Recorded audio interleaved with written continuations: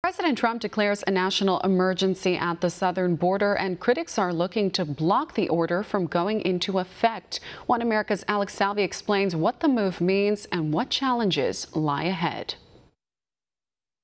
The Trump administration is using a national emergency declaration in order to obtain an additional $8 billion in funds from other departments, including Defense, Homeland Security, and Treasury. The White House is looking to build 230 miles of barriers along the U.S.-Mexico border, with most of them being constructed in Texas. But there are several hurdles that the president can face in his declaration. First, Congress could terminate the emergency through a joint declaration. We've seen New York Representative Alexandria Ocasio-Cortez and Texas Representative Joaquin Castro already propose legislation in the Democrat-controlled House. And then it's my understanding that that resolution would have to be voted upon in the Senate.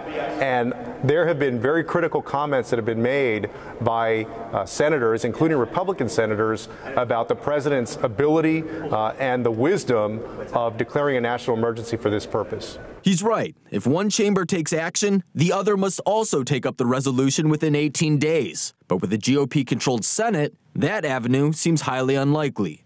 Such a measure would require the Democrat-controlled House to team up with the Republican-controlled Senate while getting a signature from the president who made the declaration, or override his veto with a two-thirds vote in both chambers. So the more likely scenario would be a legal challenge. And the president knows this. He detailed what he thinks the future looks like regarding the declaration.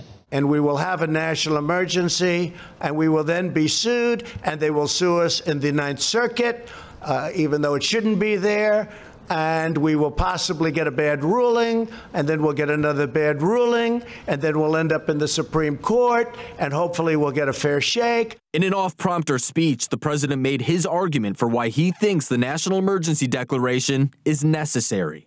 Opponents of the decision will try to block the declaration, saying the situation at the southern border doesn't require immediate action, citing quotes from the president such as this. I want to do it faster. I could do the wall over a longer period of time. I didn't need to do this, but I'd rather do it much faster. Meanwhile, the president and the administration will lay out their argument, stressing the need for additional resources to combat the problem. We're talking about an invasion of our country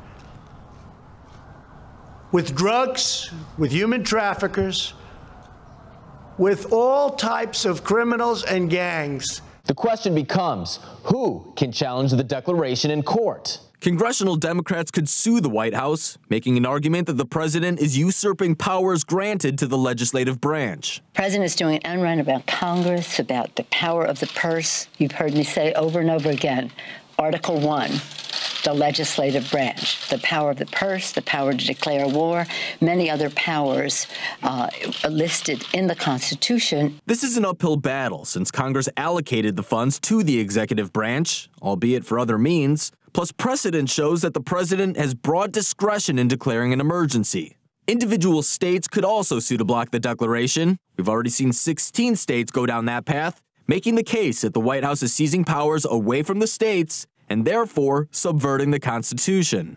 Plus, in order to get the wall built, the government would have to use eminent domain to take private land from property owners in Texas, giving them and other interest groups such as the ACLU standing to raise a lawsuit. What makes anybody think that they can go in and take away the homes of those people and say, well, sorry, this is, I don't think it's right. This practice was used when President George W. Bush signed the 2006 Secure Fence Act, prompting 334 lawsuits, with nearly 70 of them still pending today. With all of these cases, as President Trump has noted, any court battle will likely advance to the Supreme Court, where Republicans have a narrow 5-4 majority and notably sided with the administration on its travel restrictions.